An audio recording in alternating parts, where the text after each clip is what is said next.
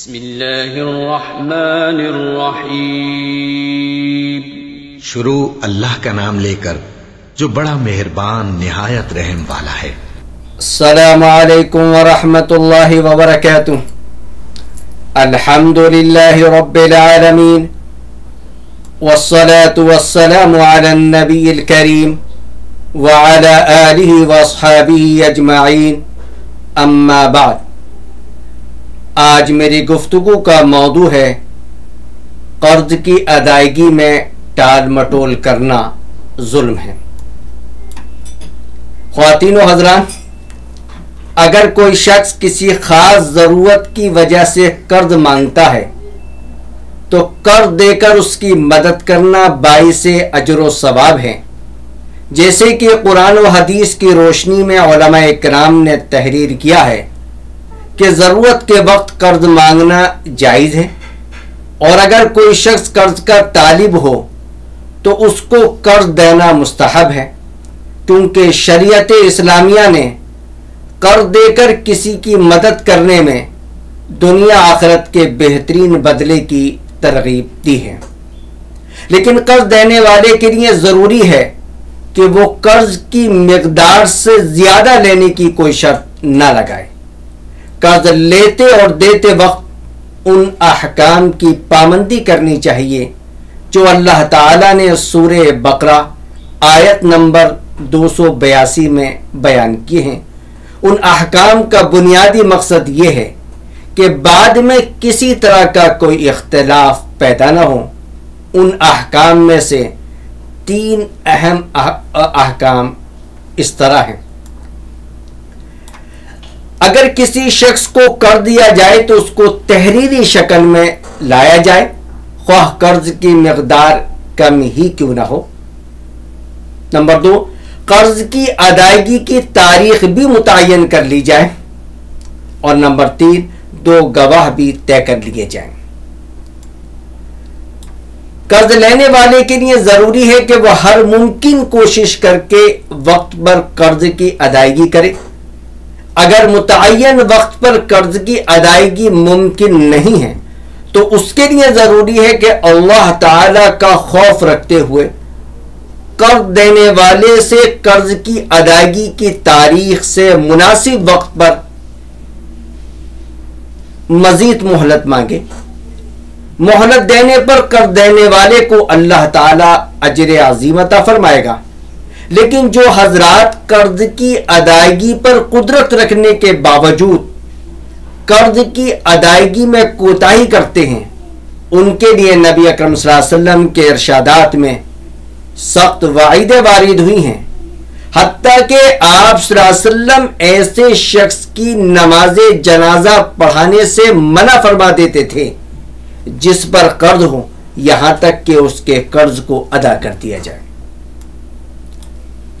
حضور اکرم صلی اللہ علیہ وسلم نے ارشاد فرمایا، مسلمان کی جان اپنے قرض کی وجہ سے معلق رہتی ہے، یعنی جنت کے دخول سے روک دی جاتی ہے یہاں تک کہ اس کے قرض کی ادائیگی کر دی جائے۔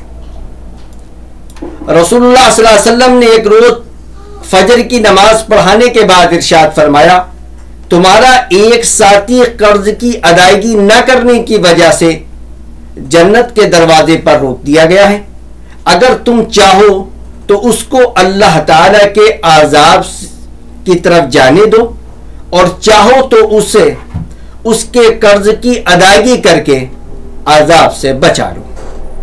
حضور اکرم صلی اللہ علیہ وسلم نے ارشاد فرمایا، اللہ تعالی شہید کے تمام گناہوں کو معاف کر دیتا ہے مگر کسی کا قرضہ معاف نہیں کرتا۔ رسول اللہ صلی اللہ علیہ وسلم نے ارشاد فرمایا، جو شخص کسی سے اس نیت سے قرض لے کہ وہ اس کو ادا کرے گا تو اللہ تعالیٰ اس کے قرض کی ادائیگی کے لیے آسانی پیدا کرتا ہے، اور قرض لیتے وقت اس کا ارادہ ہڑپ کرنے کا ہے تو اللہ تعالیٰ اسی طرح کے اسباب پیدا کرتا ہے جس سے وہ مال ہی برباد ہو جاتا ہے۔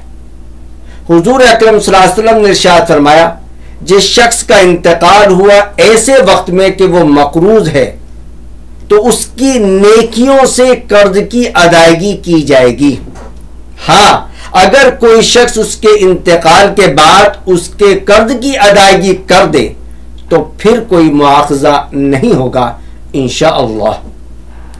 رسول اللہ صلی اللہ علیہ وسلم نے ارشاد فرمایا، قرض کی ادائیگی پر قدرت کے باوجود قرض کی ادائیگی میں ٹال مٹول کرنا ظلم ہے۔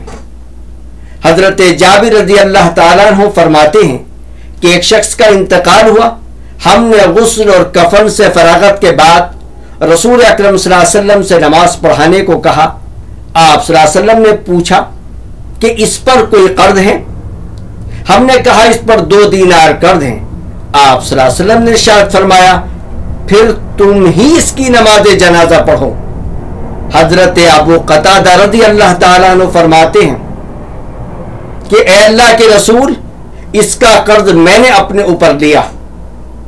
نبی اکرم صلی اللہ علیہ وسلم نے ارشاد فرمایا، وہ قرضہ تمہارے اوپر ہو گیا اور میت بری الذمہ ہو گیا۔ اس کے بعد آپ صلی اللہ علیہ وسلم نے اس کی نماز جنازہ پڑھائی۔ قرض کی ادائیگی کی آسانی کے لیے حضور اکرم صلی اللہ علیہ وسلم کی دعا۔ ایک روز آپ صلی اللہ علیہ وسلم مسجد میں تشریف لائے تو حضرت ابو امامہ رضی اللہ تعالیٰ عنہ مسجد میں تشریف فرماتے۔ آپ صلی اللہ علیہ وسلم نے حضرت ابو امامہ سے پوچھا کہ نماز کے وقت کے علاوہ مسجد میں موجود ہونے کی کیا وجہ ہے؟ حضرت ابو امامہ رضی اللہ تعالیٰ عنہ نے کہا کہ غم اور قرضوں نے گھیر رکھا ہے۔ آپ صلی اللہ علیہ وسلم نے فرمایا، کیا میں نے تمہیں ایک دعا نہیں سکھائی کہ جس کی برکت سے اللہ تعالیٰ تمہارے غموں کو دور کرے گا اور تمہارے قرضوں کی ادائیگی کے انتظام فرمائے گا؟ حضرت ابو امامہ رضی اللہ تعالیٰ عنہ نے کہا، کیوں نہیں اے اللہ کے رسول۔ آپ صلی اللہ علیہ وسلم نے فرمایا، اے ابو امامہ، اس دعا کو صبح شام پڑھا کرو۔ وہ دعا کیا ہے؟ اللہم انی اعوذ بک من الہم والحزن واعوذ بک من العجز والکسل واعوذ بک من الجبن والبخل واعوذ بک من غلبۃ الدین وقہر الرجال۔ حضرت ابو امامہ رضی اللہ تعالیٰ عنہ فرماتے ہیں کہ میں نے اس دعا کا اہتمام کیا تو اللہ تعالیٰ نے میرے سارے غم دور کر دیے اور تمام قرض ادا کر دیے۔ وضاحت: قرض لینے والا اپنی خوشی سے قرض کی واپسی کے وقت اصل رقم سے کچھ زائد رقم دینا چاہے یا کچھ ہدیتاً کوئی سامان دینا چاہے تو یہ جائز ہی نہیں، بلکہ ایسا کرنا نبی اکرم صلی اللہ علیہ وسلم کے عمل سے ثابت ہے۔ لیکن پہلے سے زائد رقم کی واپسی کا کوئی معاملہ طے نہ ہوا ہو، ہمیں بینک سے قرض لینے سے بچنا چاہیے، کیونکہ اس کی ادائیگی سود کے ساتھ ہوتی ہے اور سود لینا اور دینا حرام ہے۔ وقت پر قرض کی ادائیگی کے اہتمام سے متعلق حدیث کی سب سے مستند کتاب بخاری شریف میں مذکور ایک واقعہ پیش خدمت ہے۔ حضور اکرم صلی اللہ علیہ وسلم نے بنی اسرائیل کے ایک شخص کا تذکرہ فرمایا جس نے بنی اسرائیل کے ایک دوسرے شخص سے 1000 دینار قرض مانگا۔ قرض دینے والے نے کہا کہ پہلے ایسے گواہ لاؤ جن کی گواہی پر مجھے اعتبار ہو۔ قرض مانگنے والے نے کہا کہ گواہ کی حیثیت سے تو بس اللہ تعالی کافی ہے۔ پھر اس شخص نے کہا کہ اچھا کوئی ضامن گارنٹی دینے والا لے آؤ۔ قرض مانگنے والے نے کہا کہ ضامن کی حیثیت سے بھی بس اللہ تعالی ہی کافی ہے۔ قرض دینے والے نے کہا کہ تم نے سچی بات کہی، اور وہ اللہ تعالی کی گواہی اور ضمانت پر تیار ہو گیا۔ چنانچہ ایک معین مدت کے لیے انہیں قرض دے دیا۔ یہ صاحب قرض لے کر دریائی سفر پر روانہ ہوئے اور پھر اپنی ضرورت پوری کر کے کسی سواری یعنی کشتی وغیرہ کی تلاش کی تاکہ اس سے دریا پار کر کے متعینہ مدت تک قرض دینے والے کے پاس پہنچ سکیں جو ان سے طے ہوئی تھی اور ان کا قرض ادا کریں۔ لیکن کوئی سواری نہیں ملی۔ جب کوئی چارہ نہ رہا تو انہوں نے ایک لکڑی لی اور اس میں ایک سوراخ بنایا، پھر 1000 دینار اور ایک خط اس مضمون کا کہ ان کی طرف سے قرض دینے والے کی طرف یہ دینار بھیجے جا رہے ہیں رکھ دیا، اور اس کا منہ بند کر دیا اور اسے دریا پر لے کر آئے۔ پھر کہا، اے اللہ، تو خوب جانتا ہے کہ میں نے فلاں شخص سے 1000 دینار قرض لیے تھے، اس نے مجھ سے ضامن مانگا تو میں نے کہا تھا کہ ضامن کی حیثیت سے اللہ تعالیٰ کافی ہے، وہ تجھ پر راضی تھا، اس نے مجھ سے گواہ مانگا تو اس کا جواب بھی میں نے یہی دیا کہ اللہ تعالیٰ گواہ کی حیثیت سے کافی ہے، تو وہ تجھ پر راضی ہو گیا تھا، اور تو جانتا ہے کہ میں نے بہت کوشش کی کہ کوئی سواری مل جائے جس کے ذریعے میں اس کا قرض معین مدت پر پہنچا سکوں، لیکن مجھے اس میں کامیابی نہیں مل سکی، اس لیے اب میں اس کو تیرے ہی سپرد کرتا ہوں کہ تو اس تک پہنچا دے۔ چنانچہ وہ صندوق کی شکل میں لکڑی جس میں رقم تھی دریا میں بہا دی، اس یقین کے ساتھ کہ اللہ تعالیٰ اس امانت کو ضائع نہیں کرے گا۔ اب وہ دریا میں تھی اور وہ شخص واپس ہو چکا تھا، اگرچہ فکر اب بھی یہی تھی کہ کس طرح کوئی جہاز ملے جس کے ذریعے وہ اپنے شہر جا سکے۔